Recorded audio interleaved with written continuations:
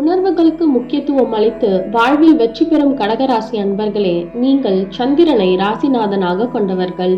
இந்த ஆண்டு குடும்ப சுபிக்ஷம், மக்கள் நலம், தாம்பத்திய உறவு எல்லாமே நலமாக இருக்கும். உங்களுடைய அந்தஸ்தும் சிறப்பாக இருக்க தடை இருக்காது. உங்கள் முயற்சிகளை எப்பொழுதும் நேர் வழியில் செலுத்துங்கள். குறுக்கு வழியில் பிரவேசிக்காதீர்கள். குடும்ப நலம் சீராக இருக்கும். உடல் நலம் பாதிப்பு, பண விரயம் போன்ற சங்கடங்கள் ஏற்படவும் ஒரு அமைப்பு முனைந்து நிற்பதால் எச்சரிக்கையாக இருப்பது நல்லது. தெய்வப்பணி, தர்மப்பணி போன்ற நற்காரியங்கள் நலன் தரும்.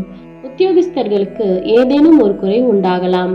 எனினும் அன்றாட பணிகள் சரிவர நடக்கும். அளவான வருமானம் வர தடை இருக்காது. முன்விரோதம் காரணமாக ஒரு சிக்கல் ஏற்படலாம். அதையும் சமாளித்து வெற்றி காண்பீர்கள். வியாபாரிகளுக்கு சிறிதளவு பாதிப்பு ஏற்படலாம். விவசாயிகளுக்கு வீண் பிரச்சனை ஒன்று உருவாகலாம்.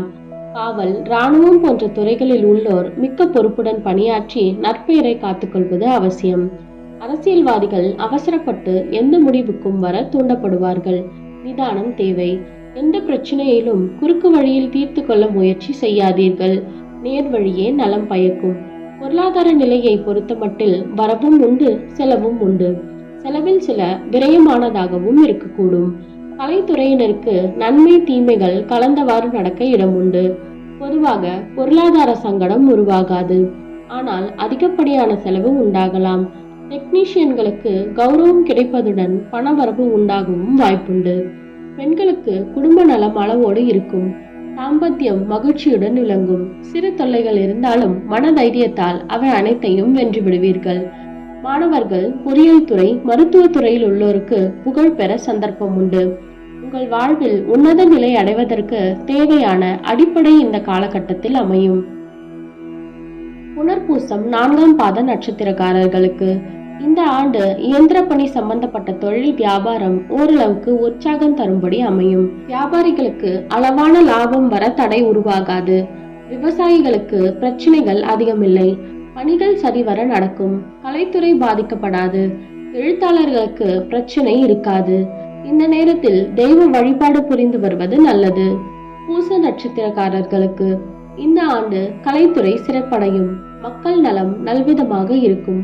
திருமண முயற்சிகள் கூடி வரும். வியாபாரிகள் கவனக்குறைவால் எந்த தவறையும் செய்யாதிருப்பதில் எச்சரிக்கையாக இருப்பது அவசியம். விவசாயிகளுக்கு தேவையான பண வரவு இருக்கும். கலைத்துறை சிறப்படையும். தெய்வ பணிகளில் தங்களை ஈடுபடுத்திக் கொள்வதன் மூலம் மன நிம்மதி அடையும். ஆயில்யம் நட்சத்திரக்காரர்களுக்கு இந்த ஆண்டு ஏற்படும் தொல்லைகளிலிருந்து நன்மைகள் உண்டாகும். நிறைய விஷயங்களை கற்றுக்கொள்வீர்கள். வியாபாரிகளுக்கு பாதகமில்லை. தொழிலாளர்கள் எச்சரிக்கையாக பணியாற்றுவது அவசியம். மனக்கவலை இருக்கும். அரசு உத்தியோகஸ்தர்களுக்கு சிறு சோதனை உண்டாகலாம். தாம்பத்தியம் மகிழ்ச்சியுடன் விளங்கும்.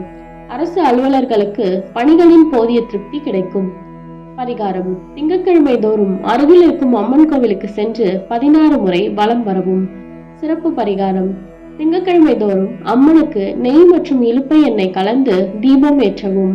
மல்லிகை மலரை ஒவ்வொரு பஞ்சமி அன்றும் அம்மனுக்கு வழங்கவும். அதிர்ஷ்ட திசைகள் மேற்கு, வடக்கு. செல்ல வேண்டிய ஸ்தலம் சமயபுரம், திருவேற்காடு, குலசேகரன்பட்டினம், திருக்குற்றாலம். சொல்ல வேண்டிய மந்திரம் ஓம் ஸ்ரீ மாத்ரே நம.